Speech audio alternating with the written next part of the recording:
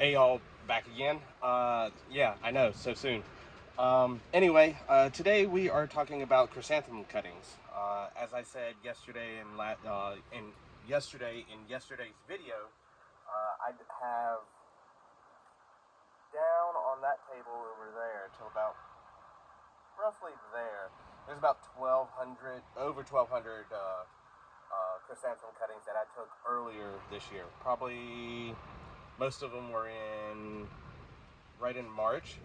Pretty much every single one of them rooted. They are very, very easy to propagate, and all you have to do is have the plant material. I've already done some already to propagate in this cell tray. As I had mentioned yesterday, I am doing the new cuttings in peat pods, where those cuttings over there were just done in cell trays. The peat pods simply because I have some friends that are interested in some of these cuttings, and thought I'd sell a few. And I think that being encapsulated inside of a peat pod, the roots and everything like that would be a little bit easier on transportation, shipping wise. But it's really, really simple. I use a pair of scissors. It hasn't failed me yet. And what we were doing is, first you take a cutting off of the mother plants. So I have a bunch of mother plants down here, which I need to get through and start doing more cuttings. But I've run out of room. I need another one of these tunnels. Anyway, so I don't know if you can see it. There's a node. There's actually two nodes, one right here and one right there, for this stem. And what I'm going to do is count up 2 leaves and cut just below the next leaf axis. And that is my next cutting. And what I do here is strip away the leaf here, because this part of the stem will be dipped into rooting hormone and dipped into the peat pod. So we'll go to the next one, just like that, and pull that leaf off. And I might actually just trim it underneath of that one and then pull this leaf off, so it leaves me a little bit of a smaller cutting. Smaller cuttings, sorry, next door is doing a bunch of construction. Smaller cuttings will transpire less, so the shock value of it isn't as bad versus larger leaf ones. And yeah, so we'll put you down here. In fact, I'm going to turn this tray around so you can kind of see a little bit better. Angle you a little bit better and down. All right, so I got these here set ready for sticking. So sticking in the nursery world is when you basically stick this into some soil. I have some rooting hormone powder that's set aside out of the jug or the bottle that I use.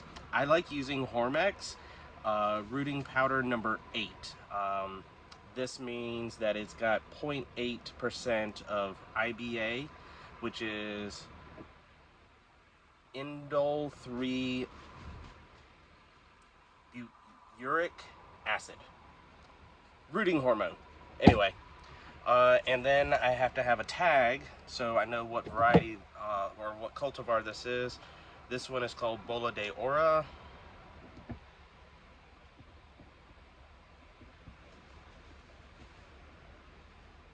Or Bolo de Oro, sorry. And set that to the side. And it's literally as simple as taking the cut and sticking it in the pot. Cut, dip into the rooting powder and sticking it into the pot. And I give it a little press, just to make sure it's got surface contact to everything. If it I don't feel that it like went down into some of the peat.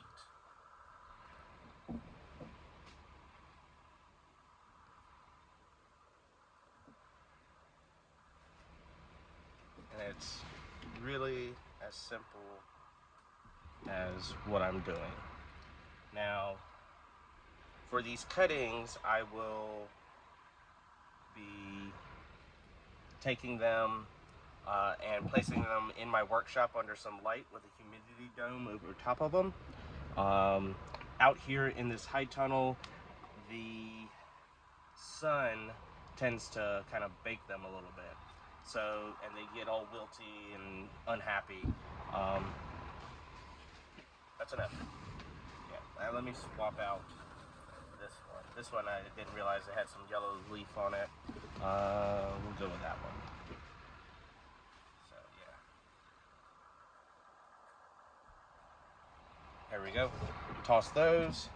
And I'm gonna turn this tray back around. And the way I do it is I always read everything from left to right, front to back.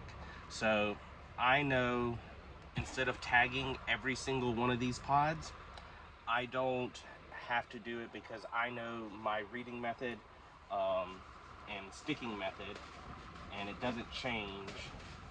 And I'm going to tag it the last row for that cultivar. I missed one. I'll get back to that one. So all of these from here to here, I know is Bolo de Oro. Here to here is Lillian Gallon, Cosmo Fresh Lime, William Turner, Blushing Bride. So I know what is where, just because of my method. But that's, I mean, that's pretty simple. I don't know how else to explain it. I do know that it'll take anywhere from 10 to 14 days for the roots to start emerging, given proper temperatures and lighting and all that. Like I said, I'll place a humidity dome over this tray and slide it under some lights. I'm trying to think of anything else. Well, if y'all have any questions, feel free to ask, and I'll talk to y'all soon. Happy planting.